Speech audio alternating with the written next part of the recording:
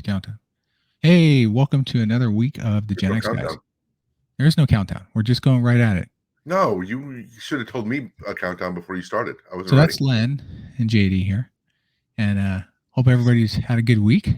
Sure. We're excited for more playoffs, aren't we, Len? Oh, yeah, I'm really excited. I actually am. I think they're pretty good. I think the better teams are left. You know, it wasn't like somebody's there that doesn't belong there. True. I mean, the Tampa, I think, is the weakest team of the lot. But man, I don't know. Obviously, I don't know what's a good team and a bad team because I was below 500 for my picks last week. Like, I have no idea what I'm talking about. You went 2-4 in the 6 games that were gone last week. You went 2-4. I went 3-3, so I'm clearly much more capable of picking a winner. You're like 20% better. Well, I mean, honestly, the Browns losing. What do you think is an upset? Okay, obviously, I think the one game that was an upset. I don't think the Browns were an upset. I do, because after seeing Houston the week before and how the Browns had played, I didn't expect them to get destroyed. Like, to me, that was an upset on the mass scale because they got blown out. Like, they didn't even compete. And granted, your boy Flacco, who honestly, he was a great pickup. He got you to the playoffs. That's more than you could have ever expected, being he was your 4th starter at that point in the season. Yep. It's like, you guys did well. So, yeah, maybe the hype going in was a little high because the holes were there. But I was surprised. I was surprised the blowout. I guess, to your point, I was surprised that how much our defense gave up. But honestly, I think we lost interior linemen, which I think would help Garrett was shoring up, not just putting somebody on the other side of the defensive line with him, but shoring up the interior so that they couldn't, always just focus on him. Yeah. Like having that middle disruption. It's same thing we're missing like Greenlaw with the 49ers. It's not having that interior pressure is huge against a quarterback, against a good quarterback. And I think that, and definitely missing Delpit, which is our safety, really killed us. Obviously, because our fucking secondary couldn't cover crap. I mean, health always plays in the playoffs, to your point. Like, your team came in completely decimated. Like 50% of where it should have been. Yeah. So, it's an impressive run. It's an impressive run. But honestly, I'm not, like, of course, during the game, I was pissed off and everything. But after the game, when you kind of, the emotion of seeing the game kind of wears off, I have no complaints as a Browns fan this year. What they went through and going 11-6 and making the playoffs, if you would have told me all the things that happened throughout the year, I would have thought they would have had a losing season, like a traditional Brown season. Let's just put it that way, like 3-14. Yeah, if I would have heard that, honestly. So, what was and I already know the answer to this, but I'm gonna ask you anyway. What was the 6 games that went on? What was the game that was the least surprising? Like, from an upset standpoint, I'll change it. From an upset standpoint, what was the least surprising one? The least surprising, I would say the KC-Miami game. But that wasn't an upset. KC was favored because they were in Kansas City. I think maybe not upset, but I think how slow and how just not ready for that game Miami looked. Yeah. I mean, I think that was the thing that surprised me. It was Kansas City was firmly in control of that game from beginning to end, in my opinion, watching it. I didn't think Miami had a chance after like the first quarter. And I didn't expect it. I thought Kansas City would win. Oh no, I thought Miami would win, but I didn't think that it was going to be, even though it wasn't a blowout, I don't think it was actually close. Miami looked never to be a threat to Kansas City that whole game. And I think that was the thing that and you could say the cold weather, and obviously they rely on speed. Their whole offensive philosophy is speed, but it just didn't seem like they were anywhere near ready for that game. And like, they were outclassed that game. Yeah. I think for me, so I agree with you. Like, I'd picked Miami as well. We were both wrong, clearly. Right. And I thought that as long as there was no snow and it was, the ground was solid and they weren't playing through weather. I mean, the wind was there and it was cold as crap. It was like -29 with wind chill factor. Yep. Miami's not built for that. They're a warm weather team. They had a chance to clinch and play at home, but they blew it against the Bills. Yeah. And I really thought Kansas City has been like average. Like they're barely getting by. I think Like so they have too. not I looked good. agree. And I thought Miami would surprise them. But to your point, like Miami just like the whole second half, it's like they'd almost given up. Like they were doing nothing to really try and press on the KC defense. And so it was boring to watch at a certain point. It's like, this is boring. Like KC wasn't doing anything spectacular either.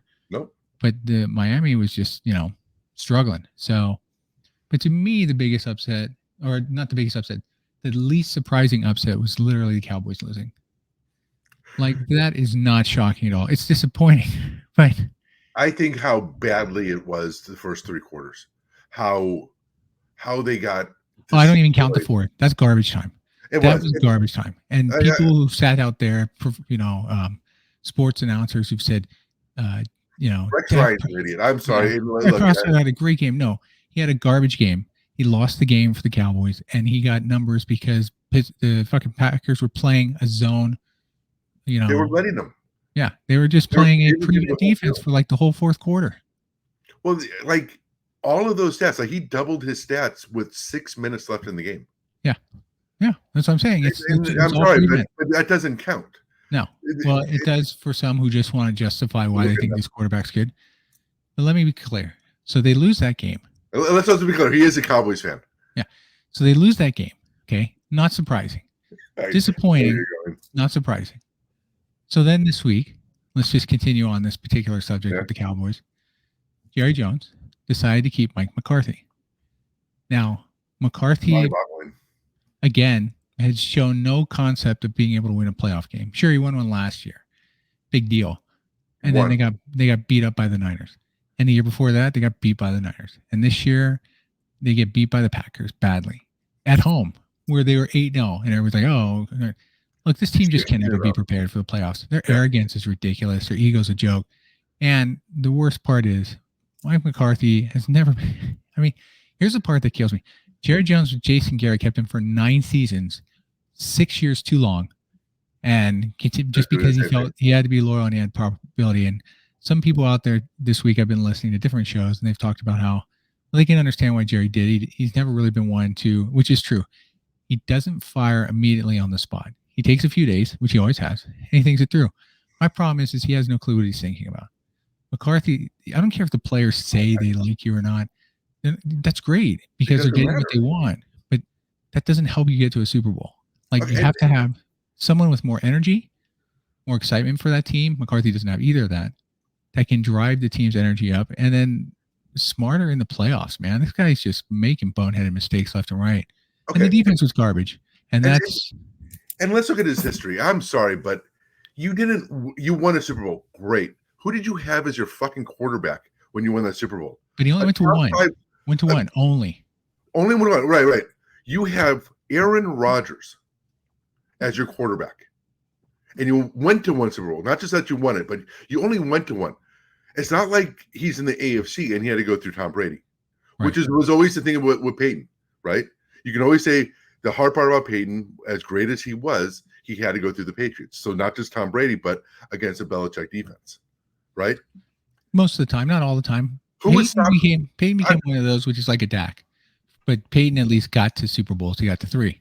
Right. And, but I'm just saying, at least you can say that there's some type of objective reasoning why Peyton's path to the Super Bowl was obstructed, right? He had to go through Tom Brady. Who did Aaron Rodgers have to go through? Not an all-time great. Rodgers is seen as probably in terms of skill set as as the greatest quarterback ever, right? Like just arm talent. No. I'm just saying the physical talents that he has. I don't think he's physically fine. Anyway, okay. I'm just saying. But you have this Hall of Fame. I don't want to argue the point is that he has this top 5 quarterback of all time on a lot of people's list. Maybe not yours. Which is a joke because people's memory only goes back 20 years. Well, I know, but I'm just saying though, right? Yeah. And there's validity to that. Look at all those times that they lost. It wasn't because of Aaron Rodgers. I don't remember a time where Aaron Rodgers threw a game. It was something like, what was that one game where, he does like 2 Hail Marys, gets them to overtime, and they lose because it was against Arizona, right? He somehow wills them into getting into overtime, and they still give it up with that Larry Fitzgerald incredible run. Yeah. Right. But you see, and then there's the Seattle game where they lost it on the kickoff. And these are all the things that is like, oh, well, you can't blame the head coach. Yes, you can. If the team isn't prepared for that type of stuff and they're not able to rise up in those games, then and win them. Great teams find ways to win them in during those games. As much as I hate the Steelers and the Ravens, those teams always find a way to win. They never lose those type of games. And it's the organization that does that. It's not the quarterback always. No, I know. I'm with you. And that's the whole thing about Mike McCarthy. I thought it was a joke when Dallas hired him. Don't get me wrong. I agree. But so that comes back to my point. I don't want to belabel the Cowboys part too much because they're already out. And we Why should not? just No. It's fun. But here's the thing. Here's the part I always love the most, which is not wrong. Jerry Jones, I don't know, 15 years ago or something like that, made a comment at the time, like when they asked about hiring coaches. I think it was Bill Parcells before Parcells. It's like, look, I'm not going to hire a coach who previously won a Super Bowl because they never show up at the next organization and win a Super Bowl. Like, it just doesn't happen. Right. And he's not wrong. But he hired Parcells, who got us to the playoffs, didn't get very far. Then he goes, Jason Garrett, let's ignore that. Then he hires Mike McCarthy again, previous Super Bowl winner once. Yep. And great. We know we can get to the playoffs with him. That's fantastic. But then we know, if all Dallas fans are honest with themselves, and 90% are not, but if you're honest with yourself, you go in those playoffs knowing full well you're probably going to lose. Because for some reason, that team just comes in, and Steve Young earlier this week made a good point. You know, they feel like they're already stars when they get there, and they just have this ego about them, like it's there.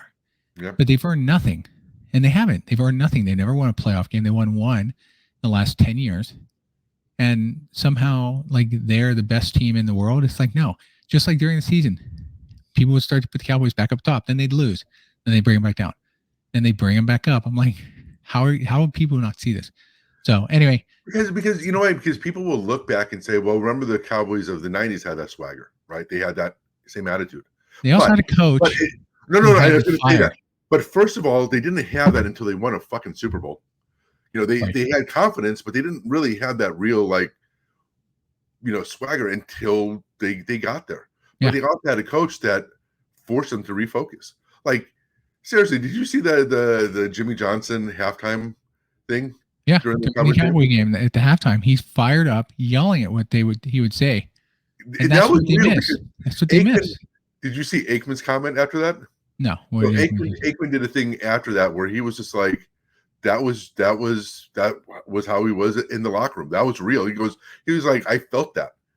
Like, Aikman was like, that was exactly how he would have acted. Like, he would have went in everybody's face and reset them, put them down. He goes, it just was one of those things. But yeah, it was just funny because he did that.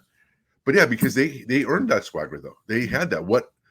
It's kind of like the Lakers, in season turn championship banner. Don't even start on that one. We're not talking about NBA today. So, I know, but I just wanted to bring that up. I just liked that it was a nice connection. We're talking about the 21 and 22 Lakers right now. Yeah. So but you're right. I mean, and the Jimmy Johnson thing was exactly that. But that's my point. They need a coach who's energized, like the coach of the Detroit Lions, right? Yeah. Super energetic guy who just fired up when he speaks, gets the team motivated. That's what teams need. They don't need, and it's not every coach is going to be that way. Like, I'm not expecting them to get in everybody's face, but they have a way of communicating. And McCarthy just doesn't. He doesn't get them corrected, and so he needed to go, but he didn't fire him. No surprise. So once again, next year, Cowboys will probably win 11, 12 games. They'll make the playoffs, get knocked out in the first round, then they'll fire him then. So why are we waiting? Okay, then the other one is, for that one, talking about that, what do you think about the Dak contract? Well, they're stuck. It's $50 million. They're not going to do anything right now unless he wants to renegotiate it down, but he's not. Why? His stats show that he should keep it. Right. Yeah, he's a regular season quarterback. He's a regular season MVP. Yeah, if you could bench him for the playoffs and put someone else in, you'd still lose with the Cowboys because they're just stupid with shit. But anyway, yeah, so that's the Cowboys. Let's move on. You want to go to Dan Campbell? Yeah, let's go to Dan Campbell. So, and one game we got right. Here we go. Yeah. Lions against the Rams. Close one late in the game, too. It was a good game. It was. I think overall, I thought the Rams kind of put it together and came back. They were playing good at the end of the season, too. So they were a team on the rise. But Aaron Donald, I just want to bring it up. I mean, Aaron Donald is. It's kind of sad when you see a game like that because he's not. I don't know why I'm just bringing him up right now, but I was watching that game and because of who he wasn't really a factor in the game. I mean, he is. They double and triple team him. I mean, you have to stop him and then you can do anything else. Run away from him. They've always done that, but it just seems like he's easier. He's had more help out of the linebackers to help free that up because then the line has to cut and it gives him that opening. He doesn't have that this year. He doesn't have that. No. So I think their defense was suspect. Very. And they need better linebackers. Which, back to the Cowboys real quick, playing your fucking safeties as linebackers is why we fucking can't stop a goddamn run. But that's why they do it. They do it all year, and it works on 80% of the teams. It's garbage. It does not. It works on 80% of the teams. Never worked against any team that was real. Why do you think they lost? That's what I said. 80% of teams don't really have. No, that's not 80%. 12-5. Is that 80%? Is it? I'm just saying. I don't disagree with you. I'm agreeing with you. I'm just saying that's why it works. That's why. Yeah, sorry, I went to that. Go back. No. But that's the reason why those teams that are built like that, they can look great. Yeah. 1 week against this team, they destroy a team, and then all of a sudden they're the number one team in the league again, and then they get knocked back down. Yeah, it's all smoke and mirrors. Yeah, I like how you went back to the comments, and I let you because I want to make fun of them. Sorry. So anyway, no, you're not. Lions won, which was good to see because it's good to see them win the playoff game. And now this week will be interesting. I expect them to win this week too. At least that would be my pick. That's my pick too. But the other game was also the Bills game, which that probably wasn't as surprising either to see Buffalo win that game. Although going into that snowstorm was ridiculous. And interestingly enough, the Bills had to play Monday night. Yeah. And their game is tomorrow on Sunday, while the Chiefs played Saturday, and they're playing against them this Sunday. So the Chiefs got 2 more days rest than the Bills did because of the snowstorm. It's not the NFL intentionally moved them or wanted them on Monday. They were supposed to play on Sunday, but they got moved to Monday against Pittsburgh. And I didn't ever think Pittsburgh was going to be a threat. Which, by the way, why does Mike Tomlin keep getting all this love? He's a Mike McCarthy. Mm-hmm. Great regular season. He won, and I think what's hard with the Tomlin and maybe not so much McCarthy because of organizations, but is it the organization that keeps? Because I'm sorry, people always talk about talent. I think over the last 20 years, the Steelers have probably been one of the most talented teams overall in the league. In terms of just constantly having talent. I mean, on the defensive side, I'll agree. Maybe not so much on the offense. Well, no, I guess the offense. Ben Roethlisberger 6 years ago. Yeah. Yeah, and people will say that, the last 6 years, Roethlisberger, wasn't the Roethlisberger of the first 10 years. But, okay, fine. And then you didn't win a playoff game that whole time. You had winning records.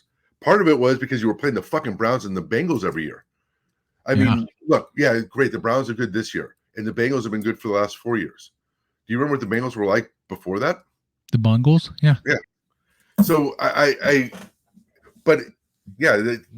they've always fielded a very talented team, especially on defense. But I mean, think about it. You had Antonio Brown. You had just a plethora of good skill players on the team. They also always had at least a very good to good offensive line. But again, having that quarterback, people being a Browns fan, and even for the 49ers, until you get that quarterback, I'm sorry, but you're if you have a Hall of Fame quarterback, I mean, you're spoiled. I mean, if you even have a true franchise quarterback, even like a Dak, who we can say what he wanted about the playoffs, but during the regular season, he's a franchise quarterback. I mean, I don't think that's up for debate. Well, I mean, it probably is. Yeah. I personally think MVP awards, because they always go to the quarterback, and they usually almost always go to the quarterbacks that end up making the playoffs anyway. Yeah. Wait for the playoffs. Yeah. Make the decision after playoffs, because you're not suddenly going to say, well, I really liked, Fucking Russell Wilson this year. I thought he was fantastic, even though the team finished like 8-9. Right. He's not even in consideration. So why not wait for the MVP? Which to me, MVP is still a joke. Like most valuable player means what? Like because they say of the league. Anyway, I don't want to get into that. But the point is, but you're right. There's those phenomenal seasonal stats because a lot of games don't matter. You play shit teams and the matchups just work your way. Versus playoffs where you're actually playing really good teams every week. Right. And now you have to be able to make adjustments and be smart about the ball. It's not just game managing. Game managing is called winning. It's not really game managing. It's called winning the game. That's what it is. And they can't win it. So the Bills easily beat Pittsburgh. I don't think Tomlin, personally, again, he hasn't won a playoff game since 2016. Yep. So he's the same as McCarthy. I feel it's back to your point about organizations. I think Pittsburgh's just happy being just good enough. Which is weird because look how many championships they have. And that's, I think, like, and it's also a weird thing with the Cowboys that I heard somebody bring up is that some people think that Jerry Jones is just happy, and we're going back to the Cowboys, but I'm just saying, just as an example, that he's okay with the regular season success because that's what fills the seats. That's what gets them brand recognition too. To your point, yeah. I mean that's a big driver. It's just money, but it is and it isn't because the Cowboys have a strong fan base, but like the Niners over the last few years, fan base is ridiculous now. Like they travel everywhere. Yeah, I mean they take over literally stadiums now. It happens when you're winning. Teams. Even the Cowboys game against the Niners in the past, Cowboys would have had more fans. Not anymore. Yeah, Cowboys barely have any fans making noise out there versus the Niner fans now. So they're losing their luster because you don't win a Super Bowl. If all you do is keep disappointing, fans, just lose interest. And now it's like, who cares? I'm sorry, but Jerry Jones has to love when people throw away their merchandise after the game's over, after the season's over, because they know a month later they're just going to rebuy it again. I'm sorry, but that's what everybody does. As much as we want to bitch and complain, like I'm a Browns fan, I still get the stuff. Dude, you just need an ugly orange shirt, and you can see you're a Browns paraphernalia. That's all you need. Pretty much. There's nothing to it. There's no logos. There's no emblems. It's more of a burnt orange now. So it's just garbage. It's just brown. It's fucking brown. Anyway, so last game was Eagles-Bucks, and not a surprise, Eagles lost.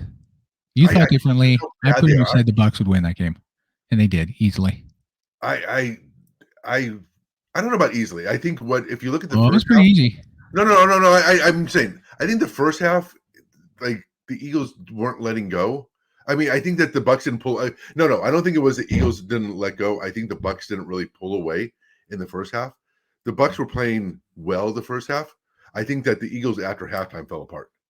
Because if you look at the score, they were only down by a touchdown going into the half. Yeah, no, it was like 16-9 or something like that. So yeah, but I just can't believe if they don't fire. They're not going to. Why would you, dude? He's one. Why would you fire Sirianni? He got you to a Super Bowl. He lost all of his coordinators. Clearly, the guys he picked to replace them are not good. So he needs to change that. All right. They started 10-1. Most people, if they're honest with themselves, Eagle fans or not, would have realized it was a team built on just pure luck and the grace of God that the ball fell a certain way because they were not that good. They just had lucky bounces here and there, some interesting calls, and they kept them 10-1. And then when they got destroyed by the Niners at home, and the Cowboys come back next week and beat the crap out of them too, that ended it. They were done. But going back to the coach thing, it's not that they. He got into the Super Bowl year before. That's why I'm giving him more of a 1 year. That's change. Fine, but I know I'm not disagreeing, but I am disagreeing that maybe not fire him, but that's an indictment of a head coach because it's one thing to 2 weeks in a row to get destroyed by two very good teams, right? Well, in Dallas is understandable, but then not to recover one more game after that. Well, they did. They got one more win. One more win. But I'm just saying, when I mean recover, I mean in that Tampa Bay game, they were lackluster. Yeah, it was pathetic. I mean, they couldn't even do the tush push. Right? They got stopped at the goal line on 1 yard line. And that's True. usually, and it's just hard to think about the fact of the drop off that they had. I don't think Tampa Bay is a good or bad team. I think they're one of those teams that is they're the teams that can beat the lower half of the league, but they're going to lose against the upper half. That's why obviously being a 500 team that kind of makes sense. But look at what Tampa Bay did the week before. They barely beat Carolina. Like, what is it, 9-0? Yeah. They No, really I did. know. They, And that, they limped into the playoffs, and that was a must-win game. It's not like they didn't need to win the game. That was a game that they had to win because they still could have been out of the playoffs. They had to win that game. It was just that the other teams lost as well. yeah. So they had to Neither win that team game. looked good coming in, but Tampa definitely wasn't on the downward spiral that the Eagles were. And I agree with you, but and we talked about this last week, like to the point, the 9-0 win. It's like, okay, it was against Carolina, the worst team in football. And they barely pulled it out to win the division that they needed to win, but they won. They found a way to win. Yeah, they did. And that's why I believed Philly was more foregone than Tampa. And I went with Tampa. But like this week, I expect Tampa will lose to Detroit. Yeah. And Niners should beat Green Bay. I do get always concerned anytime you face any team that's just throwing it up there. But I don't, clearly the Cowboy defense is not as good as the Niners defense. Has not been for a while now. So misleading in the regular season. And then offensively, the Niners are better offense than Cowboys offense is. So, and Shanahan knows LaFleur because that was his assistant. And there's always that thing to be said about the teacher and the student type scenario, and he just understands him. So we'll see. But yeah, I think Philly with Sirianni should definitely give him one more year because he got you to a Super Bowl. They probably should have won that. They barely didn't get it. They probably could have won that one. And then you're right with the tush push. Jason Kelsey's probably just done, dude. Like that's a lot of pain on him. He has to be the main person to go through and shove in there and get low. And usually that climb on him. Line gets a 2 to 3 yard push, and that's you're not supposed to do that in the NFL every fucking time. No man, I don't care if you were the Cowboys line back. Maybe not. Don't care. I think you would have to look at the late 90s, 2000 Cowboys offensive line and go, that offensive line could do that consistently because they're all the offensive line. And it's not to take anything away from the Philly line, but I'm like, Jason Kelsey, he is probably going to be a Hall of Fame center, but it's still looking at that line going like, you really shouldn't be able to do that in the NFL. But they got lower, which I always found interesting because that was the whole point. It's a rugby move, right? Yeah. You get down, you bottle up and push. How did coaches not learn? I don't know, but I mean, and the funny thing is you can't just, as a defensive lineman, then just shove their head straight down into the ground. Like a lot of times they'll call that, which is interesting. But anyway, it doesn't matter. Tush push is going to be banned after the season. That was already talked about during the season. So I'm sure the NFL will make a change. Doesn't seem like it mattered because Philly couldn't do it anymore.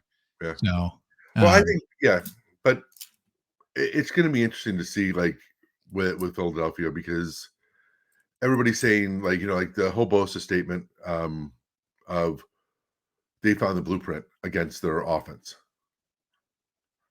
And everybody kind of laughed it off of Bosa just being Bosa or, whatever they wanted to say about him. But obviously, if you look at Hurts in the whole offense, and I think also not having AJ Brown really hurt them. It definitely I don't think it would have made a difference. Yeah. To be honest, I don't know if it would have made a difference. And again, because I think just the team broke down. Yeah. Not just the offense, but everything, the team just totally broke down. Yeah. So, I mean, those were the matchups. Before we jump into our picks for this week's selection, let me go to the coaches. We were talking about Sirianni. And so this week, no real coach movement for head coaches. Lots of interviews going on. Pierce. And they were saying the reports that he's going to be hired. That's pretty much a done deal. The Raiders are going to move their interim coach. They had to. The fan base and the players didn't give him. Why? Why do they have to when there's better coaches out there that could potentially come in and make them better?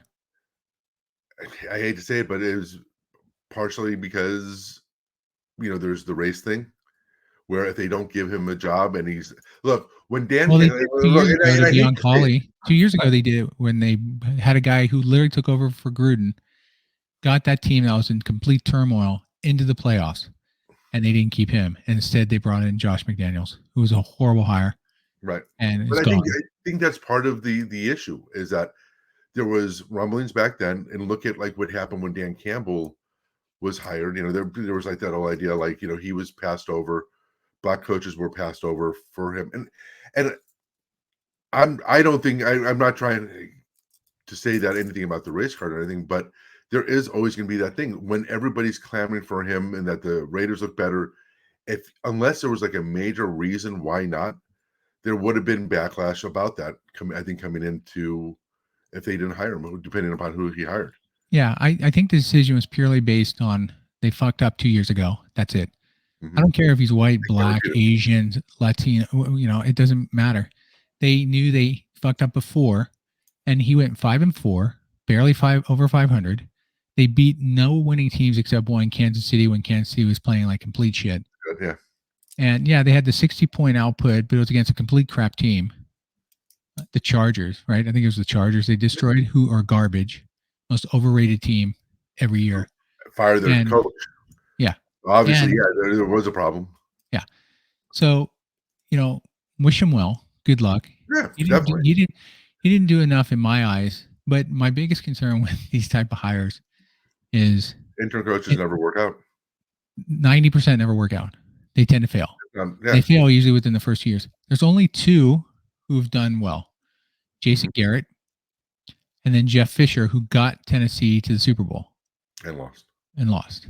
And then he was about 500 the rest of his career. And he got fired. He went to the Rams. He might be the most overrated coach of all time in terms of the longevity that he had, but the mediocrity that his teams did. I mean, yeah, he went to a Super Bowl. But that's what I mean. He's looked upon as this great coach, but was he really a great coach? I'm not saying he wasn't a good coach. I think he was just a good coach, but he was a good coach for how long? Yeah. But for me, with Pierce, my thing is he did enough to where he probably earned a right. I feel like they didn't do enough due diligence as Raiders and ownership. He didn't have a choice. Because Mark Davis is garbage anyway. He has no clue how to run an organization. Let's not even get to Amy Trask this week with her stupid comments, former Raiders executive. Oh, yeah. But, so I wish the best for him, but they still have a problem. Their defense is okay. Their offense has no quarterback. I mean, they gave up on Jimmy by week 5. And they went with this kid who didn't really do much for him. Most games, it was just, whatever. And they have Crosby. That's about it. And they have Devontae Adams, who could very well get traded to the Jets during the offseason. So it's easy when you're motivated as players because you're hearing a different voice and you get energized. And then you win that one game. Suddenly you think you're great. And then you somehow win another one. Now this is the best possibility. But if you take a step back, you realize you finished 5-4. Yeah. Like you still weren't like if they'd gone 7-2, then that's a totally different story. Then it's like, dude, this is a no-brainer. But what people bring up is, he's motivating. The players love him. There's all these things. It's like, I'm sorry, but if you look at a Dan Campbell, right? Because I think that there's comparisons with Dan Campbell, obviously, because he's. I'm not sure why Dan Campbell's comparison, considering he got Detroit Lions to the playoffs. No. I'm just saying because because all people are focusing on is the players love him. They'll go through a wall for him. The players this, the players this. He's aggressive. He gives energy. That's all they're comparing. But I'm like, how many coaches have you seen over the year? There's been a million head coaches that have that type of personality and failed miserably. Yeah. I mean, as 49er fan, Singletary, prime example. Yeah. I mean, and he energized the 49ers when he kind of took over, and it showed that spark. But how did he fare when it was a whole off season and he had to make hard decisions, or he had to do things that are a betterment for the team, and all that. And then how's his game management going to be? There's how many factors are going to be in a head coach that is he going to hire the right staff? Right. Is he going to bring the right offensive coordinator, or is he going to have a bias because he's, this guy who everybody loves? Is he going to hire, I can get along with this person. Doesn't mean they're a good offensive coordinator. It's no different than, Matt Patricia trying to replicate Bill Belichick, right? I'm that's why hard he failed. at this. And he failed. He's not his own coach. Yeah. And I don't know if that's going to happen with it. To be honest with you, no one from the Belichick coaching tree is any good. Nobody. Not a single one. Vrabel had a year or two, and that was it. Vrabel's probably the best, but not a Super Bowl coach, barely a playoff winning coach. Yeah. Look at the. I always love this. Look at the Bill Walsh tree. Who are most of the coaches in the NFL that are winning right now off that tree? It's. I think you'd be hard pressed to find a better tree than off of Bill Walsh. I agree. The Paul Brown tree. Bill Walsh won. Paul Brown turned him down as the offensive coordinator. I know. And didn't want him as head coach. So Paul Brown didn't know shit. Okay, so it was all Bill Walsh. Don't try and bring your Browns into this. They tossed him aside, didn't think he knew shit, and then he ended up going somewhere else, and that's where the tree starts from. I know. No, it still starts with, because he still says that Paul Brown is the one who taught him everything. Of course, Bill Walsh is going to say that because he was a good guy. And then that's where the tree started, jackass. It doesn't matter if you like. Start with Paul Brown. No one ever thinks of Paul Brown when they talk about Bill Walsh, except Brown fans. Brown fans. Yeah, so no one. Anybody with because they don't most people don't realize that he coached for him. Yeah, I understand. Nobody cares. You know it, but you decide to ignore it. So just nobody cares. He started the Bengals. He started the Bungles. Bad decision making. Anyway. Hey, they got to the Super Bowl twice or 3 times. Yeah, they've been 3 times now. Yeah, I lost all 3. Yep. Yeah. Almost had a chance to face the Niners again. Had our secondary caught the interception that Matthew Stafford threw directly into his chest. Directly. And bounced off of his chest. Yeah. Like I said, that would have ended the game. Niners would have faced Cincinnati for a 3rd time. Yeah. And lost. No, they would have beat Cincinnati. Yeah. I meant I lost again. Yeah, maybe not. I don't know. It's hard to say. That one would have been hard. That would have been a toss-up for me. Yeah, sure. But anyway. So, other coaches. So I wish him well. I hope he do well. I think they were lazy about their GM. They just took their interim GM and hired him. Like, it's like they didn't put any effort in. They just said, you know what? Fuck it. Let's just take you both. Because there was that whole thing of like this field thing at that time. Yeah. But to your point, he needs to surround himself with, Pierce needs to surround himself with good coaches. He needs to tell GMs, like, this is what I need to make this team better. And that's where we'll start to determine if he's going to be a good long-term coach. If he can do, sort of Jason Garrett level, or hell, God forbid, Jeff Fisher, then yeah, it's a good hire. But like I said, my biggest concern is less about him and more about interim coaches. They're always tougher to gauge because they take over a certain point and it's purely emotion driven for that season. Yep. But when that emotions now calm down and they come back the next year and things don't start off quite right, that's when you see if they're capable or not. And personally, I know people, if they were listening, they would disagree and be like, oh no, players love him, go through the wall. You got to love his energy. I've seen enough of that of having 80 different head coaches in 20 years for the Browns that I have no faith in those coaches. I wish him well on a personal level. Fuck the Raiders. I don't like them. And especially their fans, since we live in the Bay Area and we see how obnoxious their fans can be. It's also easy, side note, but it's easy being a Browns fan because I don't have to actually deal with Browns fans. When you actually see the fan base, it kind of irritates you sometimes. Like, even with being a 49er fan, like the gang Niner, bang Niner gang thing. Yeah, it's stupid. It's just dumb shit. But anyway, sorry. We can spend a whole show on this blind loyalty people have. It's just how they towards things. But it's easier when you're disconnected. Like being a Cowboys fan, you might not be a Cowboys fan if you lived in Dallas. And you had to deal with all those Cowboys fans on a regular basis. Anyway. Yeah. So no. For Antonio Pierce as a person, I wish him the best luck, but I have no faith in coaches like him. Dan Campbell, I think, is an exception. But even then, I look at coaches like Shanahan. I think Dan Campbell is more like a Shanahan than he is like an Antonio Pierce who, because all the players love Shanahan on the 49ers because he has an intensity, but it's a quiet, and they know that like he empowers them, he puts them in situations to win. It's more because of what he does for them on the field rather than hyping them up on the sideline. You don't need a coach hyping you up like that. Yeah. You have players. Players should do that their own. You've been playing football for how many years? You should be able to do that on your own. And so you're a grown man, you're getting paid. Figure it out. Exactly. And I think if what Antonio Pierce brings is energy and all that, that's great. I don't think that's a negative. But if that's what your only focus on is and the only thing that you can say that you think he's going to bring, I don't know about. I mean, and that's all I've seen with him so far is he brings that energy and all that, and he hypes everybody up. But it's like, okay, not to belittle him, but that's what you have cheerleaders for. Well, and it doesn't always matter. Like the other deciding factor, and again, the only reason we're talking about Pierce is because no other coaches changes happened this week. But yeah, true. Otherwise, we'd be done with this. The laughable one I thought was people saying Belichick going to the Cowboys. That was, I thought, laughable. Never going to happen for a couple of reasons. One, worse than Parcells and Jones.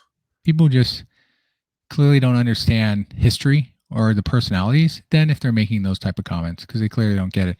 It's not about, they can put it as no. Egos like that can't be put aside. At their age, no, in their 70s and 80s, they're not putting shit aside. This is who they are. I mean, Parcells comes off as this way, but Belichick, yeah.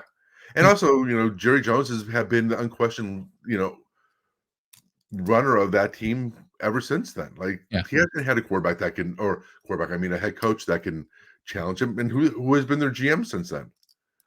Well, he's been the GM since day one, theoretically. Yeah, we all know Jimmy Johnson was the GM with him initially originally to put this all together, and that's why they won. He's never gonna release it. Like you said, he's too old. And Belichick, if he's gonna come into that, he's not gonna be like, that's why Atlanta makes sense for him. But but real quick to your point about the energy, like that's helpful, and the team loving you is great. But Vrabel had Tennessee loving him, and they still fired him. Mm-hmm. You know why? Because he still couldn't produce. You can have players love you all you want, but if you still can't make the right calls or get the talent to play correctly, doesn't matter. I mean, Derrick Henry was shocked that they let him go, and Derrick Henry was their best running back for 8-9 years. Was the cog for that whole team. Yeah. So that's why I say, like, for Pierce to be successful, hopefully the GM is good. Hopefully GM's good, can get him the players he needs, because if they don't give him that, that's why I say interim coaches fail, because they don't know they're not going to get the sort of respect that they should from a lot of these organizations, or the control and input. So as long as they give them more input, and they got to find a quarterback, because they're going to let Jimmy go. So they're going to have to find a quarterback. They have to shore up their offensive line. They're going to have to improve their defense. This is not a team that's ready for the playoffs by any means. They just had a decent run, but they still only played 500 ball with them. So it's not like they were much better. Yep. So real quick, like you mentioned, Belichick, obviously that's there. Harbaugh, only thing I've heard about Harbaugh so far this week is he's talked to the Chargers. And I see the Chargers are a good fit for him. I mean, Chargers would be, yeah. I think if Harbaugh was going to leave Michigan, it would only be for like San Diego, because in LA. I said San Diego. Yeah, it's just an old habit. And I'm kind of surprised that with the whole Atlanta thing, I don't think that Atlanta's really built to win now either. So it would be kind of weird to see Belichick go to Atlanta, because they have no quarterback. They're not rebuilding. Yeah, they're not rebuilding, but they're not a good football team. So it'd be kind of weird to see him there. San Diego is the only team, because again, having the quarterback, and you have some pieces on offense. You just need to shore up the defense, and I think that there'll be because there's that team that is playing above 500 football. But they're missing a few things here and there. Yeah. And also, I think Herbert has regressed. He's kind of like mirroring kind of what Josh Allen has done. Like, he went up and then kind of leveled off, and and I think Josh Allen is starting to steady himself. But you're seeing that with Herbert, where it's like everybody put him as a top 5 quarterback in the league, after his first year, which I always love that. It makes me laugh, because we've been around long enough, and I'm surprised a lot of these, analysts and all these analysts and whatnot. And I get it. Their job is to drive viewership, but if they're honest with themselves, they know all the shit they're talking about is just full of shit. Like, they don't believe it, and if they do, then they're clearly not good, because then they don't really understand what's going on. It's just like CJ Stroud. He's having a great year, a phenomenal year, really, for a rookie. Oh, yeah, definitely, without question. Yeah, and he kind of reminds me of Robert Griffith III with his first year, kind of coming in. Gets team to the playoffs. He got a win. Griffith didn't, because he got hurt. But CJ Stroud's great, and I love the coach. Loved him for the Niners defense coordinator. So I think that was a great hire for them, and I think that's a good mix right there. But, they're already talking about, he's probably one of the best players in the game. It's like, calm down. He's had 1 year to surprise NFL defenses. Let's see how he does next year. He does throw it up a lot. It reminds me He'll of a chuck it. Herbert. He'll Yeah. chuck it. He reminds me of a Herbert, like because remember, Herbert had broke the rookie record for touchdowns in the rookie season, and I kind of see that with Stroud. That there are a lot of times where he's doing those jump balls, Which is understandable. It's his first year. He's a rookie. and they're working. Yeah, but bring it down a notch for him, more for the player than for anything else, because definitely for the player. Because the expectation should be like, that's not a good call. Like you've seen Shanahan with Brock Purdy in certain games where he makes this incredible play back across his left, or from to his right to another spot in the end zone and gets caught for a touchdown, and everybody celebrates. And after the game, Shannon's like, that was a horrible play. Yeah. Like he got lucky, and that's a horrible play because he's not wrong. And people do it doesn't matter what the end result. And I'm like, dude, that's a coach. It's about building fundamentals, and if you can't see that, then that's why you make mistakes. To me, that's like the idea, like everybody like with Brett Favre, right? They focus on oh my god. And I'm sorry, he was fun to watch, and the Madden hype. I'm sorry, Madden was his biggest cheerleader. Well, yeah. But you could say all these things, but it's like, yeah, and how many interceptions did he throw in the red zone? At the worst time, it's like he lost them a lot of games because of that. But they hide that because he won a Super Bowl. Yeah, he got the two back to back. He had the numbers, and it looked really good. But he also had Sharp as a receiver, which doesn't hurt. But still, it's like I'm sorry, but I agree with Shanahan. It's like I don't care if the end result was a touchdown. If that's a 50-50 ball or a play that can be just as easily intercepted as it was a touchdown in the red zone, it's a stupid play. Those are horrible odds. Right. But it's easy to say that it was the right thing because they got the touchdown. It's like the whole coaches are geniuses when it works. Like with Dan Campbell, like with some of those things. If he goes for it and it works, he's a genius. If it fails and they lose, he's an idiot. Yeah, basically. Which is too simplistic of a way to look at it. You can't. There's no analyst on that. You're simplistic in something like that. Yep. But you're right. And I always laugh when people talk about Brett Favre's great player. I'm like, yeah, he threw a lot of touchdowns. He also leads the league in interceptions too. So he's literally the epitome of a gunslinger where he's not that I want to get into it too much because we should get to our selections, but I still remember one game and it sticks in my mind. They lost to Minnesota and he's literally just falling back and just chucking it in there. Like doesn't even care. Chucks it in the air. It's like interceptions falling out of the sky to the corners every time. Yeah. And he just didn't learn from that. He just kept chucking it up. He didn't care. And they clearly lost that game. Oh, yeah. And that's his mentality. So when they get gunslingers in, it's like you're taking a chance. Like they'll do some good things because they love taking chances, which is what Allen is. He's a gunslinger. He will chuck it up and just hope for the best. And that's why he gets picked a lot. But he also can make plays. He fumbles so much. He probably has such a big guy. I agree. Such a big guy. But again, I think it's because he has the ball out to his side, and no matter how big your hands are, it's not like linebackers or even cornerbacks can't knock it out of your hand. Yeah. But if it's in here, then that's one thing. But he does this right. And did you hear and again, we had to get to our picks, but did you hear the controversy that these people are saying that he fake slides? Allen does? Yeah. No, they showed this compilation of him. No, he just doesn't know how to juke. Not at any time did any of those look like a slide. Right. He jukes slowly, but at no point was his foot going in front of him and him leaning back, and then he pops up.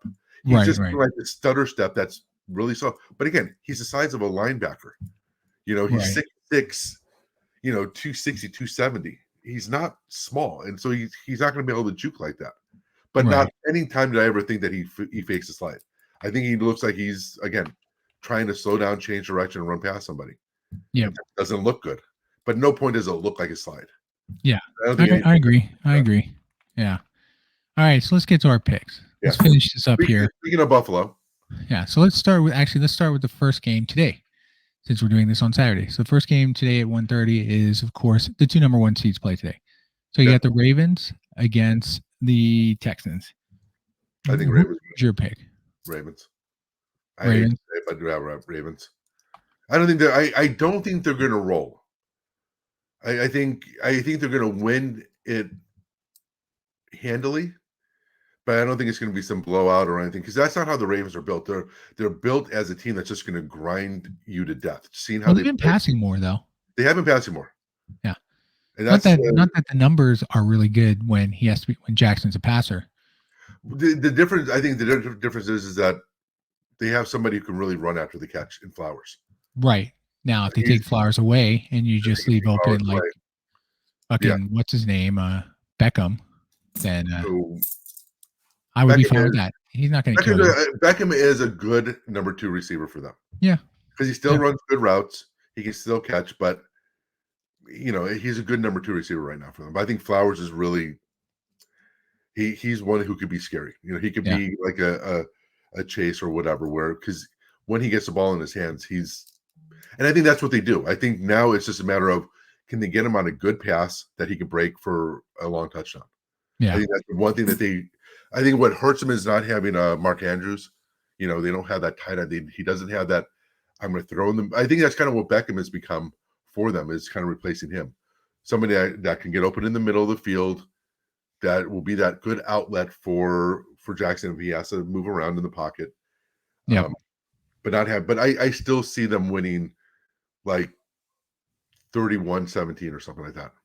Something pretty solid, like a 4 touchdown, 1 field goal type game. And their defense is still very good. Excellent. I just don't see Houston getting above 20 against that defense. You wouldn't think so, but it does come down to to be honest with you, you're not wrong because Houston. I'm probably going to be wrong, by the way. Yeah, I don't know. I mean, I think Baltimore at least had to be better prepared than they probably would have been had it been a close game between the Browns and Texans versus Texans destroying the Browns. Now, granted, start the third quarter, Flacco gives up 2 pick sixes. So you turn around and give up 14 points in 1 quarter, then the game's over. I mean, they're already down by 10 heading into that, I think it was. But that did not help. We weren't out of the game. I didn't think we were going to come back because I thought that Houston was still handling us. But, theoretically, we're still in the game. But you were. But you weren't looking good. I agree. The Flacco pretty much put the nail in the coffin really early so that you guys knew. You know what? To back up all those times that he pulled out those wins, people forget that he threw interceptions. Like there were a few games where he threw like 2 interceptions in the beginning of the game to put us in that situation. Yeah. So, agreed. But again, that goes like gunslinger thing. They get all the glory when they win. But sorry, right. Yeah. So your pick for that game. Yeah. The funny thing is Texans had lost to the Browns earlier in the season too. But like maybe 3 weeks before, right? But the big difference was they didn't have Stroud. They also didn't have, and I'm forgetting his name, but their best. I agree. Yeah, and we also had more injuries after that. Yeah, we did. We were missing a bunch of people even after that. So agreed. I don't think you can compare. Honestly, I'm just saying, I don't think there's any comparison to that game and the playoff game. No, I agree. Yeah. So I would say, so to your point, like my pick is Baltimore as well. I think for Baltimore, it will be close, and it's going to come down to if it comes tight and you require Lamar Jackson to win it for you in the playoffs. Historically, he hasn't been able to. Historically, yeah. So we'll see. There's just some players who just can't do it. Like it is a fact. So we'll see if he can pull it off. But I'm with you. I would think the Ravens should win this one too. And I think they'll be better prepared, especially their defense, because they know this team is coming in hot and doesn't care. And that goes to the next game, the Niners. Like I feel for me, the Niners will win this one as well. Oh yeah. But I'm expecting the Niners have taken notice because of the Green Bay dominance against the Cowboys, even though they still gave up over 30 points on offense or defense side, they gave up over 30. But again, you got to realize these things. You got to see this team's coming in; they're prepared. So we got to take this shit seriously. We can't assume it's a walkthrough, which they would have for others. But now they're like, okay, this isn't a walkthrough. We have to literally focus all our efforts. So it's kind of helpful the week before. But I think the Niners could start off a little slow tonight because they sat pretty much everybody for 2 weeks, and they're going to be healthy. They'll be healthy, but they're also going to be a little rusty early on. So. But the Niners would come back from being down this season to start the first quarter. I mean, look at Philly game. They did literally had a total of 2 yards in the first quarter and then destroyed that team. So it may take them a little while to get running, but I expect they'll win. They'll probably win by about 7. I don't think they're going to get like the 10 that the bookies are giving them. It'll be a little bit closer just because these games between the two historically have been good, although more recently, not so much for Packers. I don't know. The one thing that I'd be concerned about as a Green Bay fan is that whole thing of they've been hot. They destroyed Dallas and Dallas. Is this going to be a letdown for them? Was that their load in the playoffs? And you see that, especially with a young team. I think aren't they the youngest team in the league? Yeah, they are one of the youngest teams. So my concern with them is it could either be like you said, and I think more likely than not, because LaFleur's been there for a while now, but I don't know. It's just, are they going to have a letdown game? And so I could see the 49ers winning by 17 easily. okay. But I think it's to the point is, are they going to come in slow? I think if the 49ers come in slow, to your point, I just have a little bit of faith in Shanahan of not allowing that to happen. Like kind of looking back at the Philly game, I think the 49ers had some of those games, those letdown games throughout the year where they've learned from it. So hopefully they kind of do the same thing in the playoffs. Smarter. And Shanahan has a lot of experience. There's a lot of experience on that team. Purdy is, he is who he is, but I think that there's still a lot of veterans on that team, who've been there and are can be ready for it. So I can very easily see it being a game where like the 49ers score. I do think that they're going to score a lot more against that defense than that they're going to go off on the defense. And I think it can be easily like a 38-24 type game, 38-24, 38-20, where it's just, I think that the offense is just going to overwhelm the defense. Yep. So let's move on to the next game here. We got Detroit and we got the Bucks. I'm going to pick Detroit in this one. I think it'll be close-ish, like within 10. I think Detroit should win this one. Yeah, I think it's going to be like one of those 24-14, 27-17 type games where like they kind of match each other, but like one touchdown and a field goal or something like that. Yeah. I think it's just going to be like a series or two that where Detroit scores and Tampa Bay is not able to answer. Yep. And then the final game is one that they face each other or not in these last 3 years. Bills, KC. Who's your pick? I don't know. Tie. Okay. There's no ties in the playoffs, but that's nice. I know. I honestly don't. I don't have an pick idea. One, God damn it. Just pick one. I'll say the Bills. All right. I don't, but I have like, if it is, it's going to be like 24-21. Either way. Yeah. But I don't think it's going to be a high scoring game. I don't think it's going to be low scoring. I think it's going to be, it just seems like there are two teams that are just not in the playoffs right now. Like I just don't get a lot of that energy from either one of those teams. Yeah. It's just weird, but it feels like no matter who wins, they're not going to make it past the next team. I think when you look at AFC, that depending upon who wins, I think that the Texans are a better team than either one of those two. And if so, whoever wins that one in the AFC, I would put them above either one of those two teams. I think NFC is a little bit different, but I think, that matchup is the matchup today with Texans and Ravens is who's going to the Super Bowl right at this point. Unless you see something different, like unless the Chiefs or the Bills really come out and show something different in that game. So my pick is actually KC. And I think one, because McDermott's going to blow it again. Another coach who probably can't get there. Sure. Okay. You know what? I'll change my pick. Wait. You're right. You're right. That's a good point. I also think Allen will fall apart again. He'll make boneheaded mistakes if it's close because he'll start forcing it. No, I'm changing it. I'm going to the Chiefs. Okay. So my pick's the Chiefs. Yeah. But I think it'll be 24. I think it'll be still 24-21 type thing, but with the Bills just choking it away. Yeah. I mean, the Bills have no advantage. The Chiefs play in cold weather too. So it's not like it matters. Right. Both play in bad weather conditions. Hell, the Chiefs actually played in worse weather conditions this last game than the Bills did. So I don't think that matters. I think coaching is going to be it. You're right. I agree with you. I think given a chance, Kansas City will win this one. I think Bills will fail again. Then they'll have to fire McDermott because they'll be proven that once again, they just can't get any further with them. And they also struggled during the season too, until they went on that 6-game win streak. So I hate saying it because as a Browns fan, I feel for Buffalo. First of all, they're one of two teams that was against the move of the Browns to Baltimore, but also because they've been suffering for, even though they've been to. I know that there's always a thing of being, at least they went to the Super Bowl. I don't know. I don't know what's better, never going there or losing 4 years in a row. There you go. So So those are the picks for this week. It pains me. We'll see how it goes. We'll catch up next week, obviously. See where we're Find at. out See how who's in the wrong we are. championship games. Yeah, we'll see if we're any better this week than last week. So we'll at least have the What same is record your regardless. really quick, what is your surefire pick? I know we are out of time, but what's your surefire pick? Like if you were going to Definitely say one Detroit. game, Detroit. you think, like, if you had to just put money, if you were going to put money on Detroit. I'd say the same. Yeah, Detroit's my surefire. Niners, I expect them to win. Ravens, I expect them to win, but you just never know based on last week. And Because KC and the Bills is, to your point, like a 24-21. So it could go either way. I feel better that KC will pull it off, but I'm putting money down. Detroit's the only team. Yeah, so. I think that they're just a better team. I think Tampa got lucky in playing the absolute crap of a team, the Eagles. Yeah. So those are our picks. We'll see how it goes. Yeah. Would like to thank everybody for listening once again. Enjoy the playoff games if you're watching.